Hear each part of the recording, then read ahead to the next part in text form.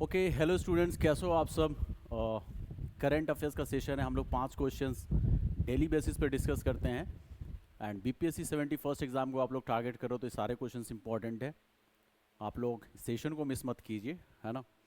और क्वेश्चंस काफ़ी इंपॉर्टेंट है। एक एक क्वेश्चन को हम लोग डील करेंगे। First question is okay see. पहला क्वेश्चन कि what campaign did Rahul Gandhi launch in Bihar to safeguard electoral rights. Rahul Gandhi ने कौन सा ऐसा कैंपेन लॉन्च किया है इलेक्टोरल राइट्स से रिलेटेड, ठीक है, सेफगार्ड करने के लिए इन सारे राइट्स को।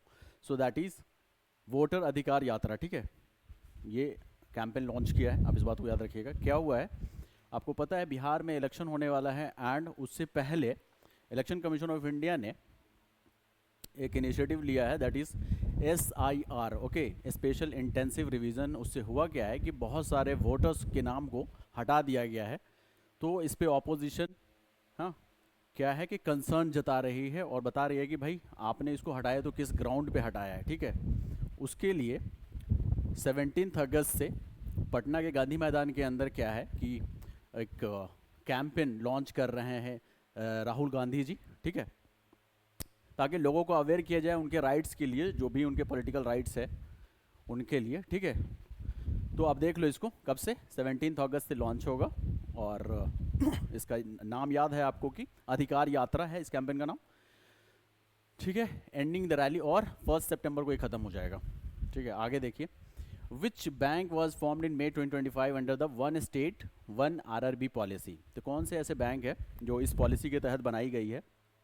सो दैट इज बिहार ग्रामीण बैंक। इसमें क्या हुआ है कि नॉर्थ बिहार ग्रामीण बैंक और साउथ बिहार ग्रामीण बैंक को मर्ज करके इसको बना दिया गया है कॉमन। आगे देख लेते हैं। आपको इसमें समझने की ज़रूरत है कि RRB के बारे में थोड़ा सा जानना जरूरी है। RRB regional rural bank, regional rural bank, जो कि 1975 के अंदर इस्टेब्लिश किया गया था। आप इस बात को याद रखिएगा, इस्टेब्लिश्ड इन 1975। और जो ओनरशिप है इसका, ओनरशिप इसके अंदर गवर्नमेंट ऑफ इंडिया का इन्वेस्टमेंट है 50%, ओके। स्टेट गवर्नमेंट का इन्वेस्टमेंट है, स्टेट गवर्नमेंट का 15%। एंड स्पॉन्सर कमर्शियल बैंक का इसमें शेयर है 35%, है ना। और इस बैंक को, RRB को, कौन रेगुलेट करता है। तो आप इस बात को याद रखिए कि रेगुलेटेड बाय RBI, ठीक है, अंडर द एक्ट। RBI का एक्ट है 1934 रेगुलेशन एक्ट, उसके तहत ये RBI इसको रेगुलेट करता है। And supervised by NABARD. NABARD का फुल फॉर्म आप याद रखना, National Banking for Agriculture and Rural Development, National Banking for Agriculture and Rural Development, ठीक है। आगे देख लेते हैं। In India inflation targeting framework is implemented under which act. Bharat के अंदर जो इन्फ्लेशन टारगेटिंग है, कौन से कानून के तहत उसको इम्प्लीमेंट किया गया। So that is banking regulation act. ये reserve bank of India act 1934, reserve bank of India act 1934 के तहत किया गया है, ठीक है। सेक्शन इसका आप याद रखिएगा 45ZB, है ना। क्या है कि एक कमिटी है MPC, मॉनेटरी पॉलिसी कमिटी, आप इसको याद रखिएगा, monetary policy committee. 6 member committee है ये, 6 मेंबर कमिटी है जिसके अंदर 3 मेंबर्स फ्रॉम RBI होते हैं, RBI की तरफ से होते हैं 3 मेंबर, और 3 मेंबर आपके गवर्नमेंट की तरफ से होती है, गवर्नमेंट ऑफिशियल्स आप लोग बोल सकते हैं, ओके। गवर्नमेंट ऑफिशियल्स होते हैं, ठीक है। इनको टारगेट दिया गया है कि इन्फ्लेशन का जो रेंज होना चाहिए, सो दैट इज 4 ± 2, इस रेंज में होना चाहिए। और आइडियल जो है, आइडियल इन्फ्लेशन कितना है, 4% है। ठीक है, अब इस बात को रखिएगा, आइडियल इन्फ्लेशन इज 4%।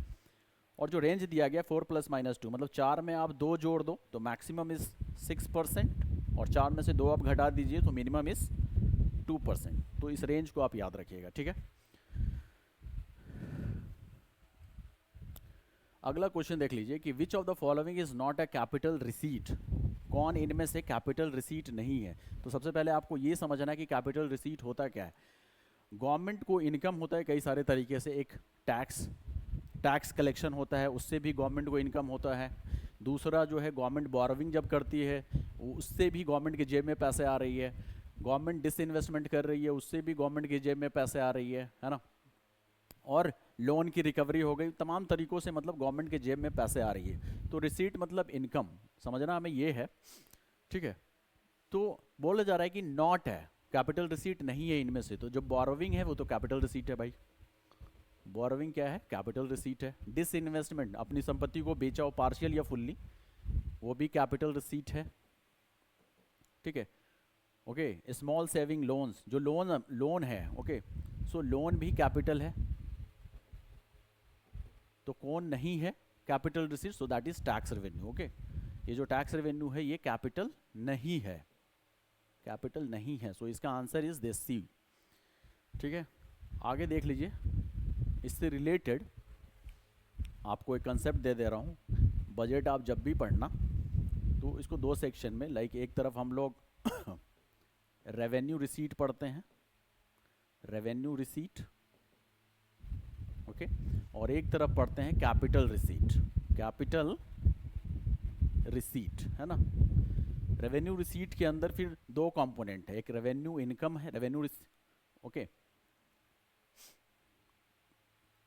ये बजट है, सॉरी आप इसे रिसिप्ट मत लिखिए, ये बजट है। Revenue budget, revenue budget and capital budget, revenue budget and capital budget. तो रेवेन्यू बजट के अंदर एक रेवेन्यू एक्सपेंडिचर होता है और एक रेवेन्यू इनकम होता है। ठीक है, रेवेन्यू इनकम होता है। उसी तरीके से फिर कैपिटल के अंदर एक कैपिटल एक्सपेंडिचर होता है और दूसरा कैपिटल रिसीट होता है, या इनकम दोनों बोल सकते हो आप। ठीक है, तो रेवेन्यू एक्सपेंडिचर क्या होता है, इस बात को समझिए कि गवर्नमेंट, जितने भी गवर्नमेंट डिपार्टमेंट रन करा रही है, वहाँ पे जो एम्प्लॉइज़ है उनको सैलरी दे रही है, उनको पेंशन दे रही है, सब्सिडी दे रही है, वो तमाम सारी चीज़ें रेवेन्यू एक्सपेंडिचर का पार्ट है। ओके, रेवेन्यू एक्सपेंडिचर का पार्ट है। जो सैलरी मिल रहा है, वो सब्सिडी जो मिल रहा है वो, ओके, एंड जो पेंशन गवर्नमेंट द्वारा दिया जा रहा है एम्प्लॉय को, so all these are like part of revenue expenditure, है ना। रेवेन्यू इनकम क्या है,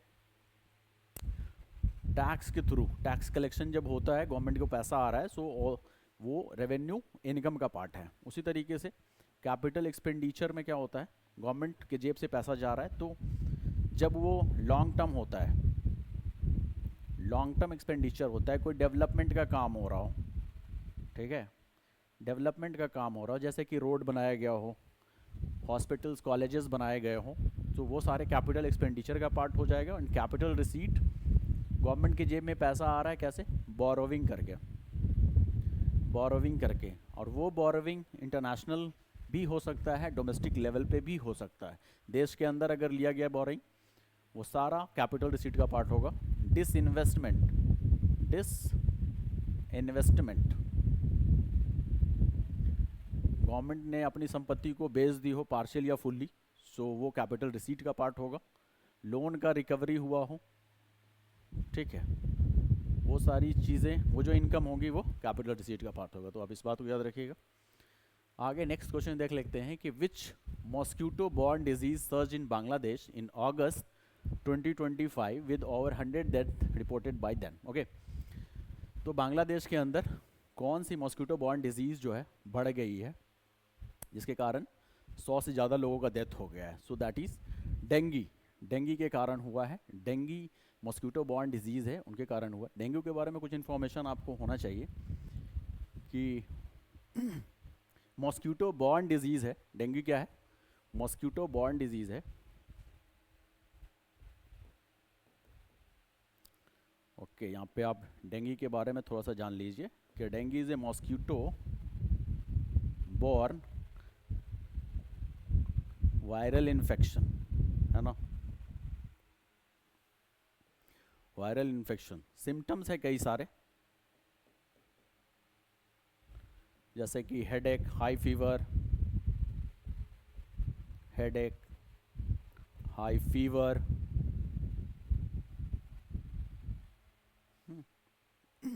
बॉडी एक,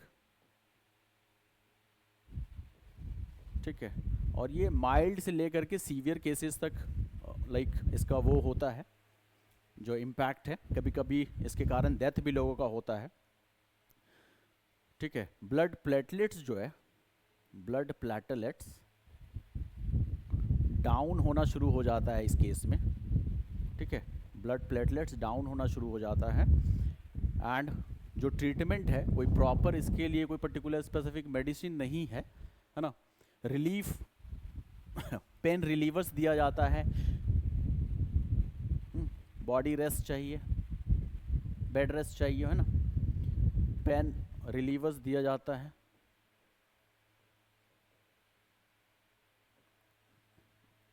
and fluid diet. Fluid diet आपने देखा होगा डेंगू के केसेस में लोगों को नारियल पानी खूब पिलाया जाता है ताकि ब्लड प्लेटलेट्स का लेवल ठीक हो जाए, ब्लड प्लेटलेट्स काउंट सही हो जाए, ठीक है ना। सो इस तरीके से हम लोगों ने 5 क्वेश्चंस को डील किए और कल फिर हम 5 क्वेश्चन लेकर आएंगे, काफ़ी इंपॉर्टेंट होते हैं, द हिंदू से, द इंडियन एक्सप्रेस से, ठीक है। ये सारे न्यूज़ होते हैं और ये आपके एग्ज़ाम पर्सपेक्टिव से काफ़ी इंपॉर्टेंट है, ठीक है। एक एक क्वेश्चन को आप लोग मिस मत करिए, सेशन को मिस मत करिए, ठीक है। Okay students, take care, bye.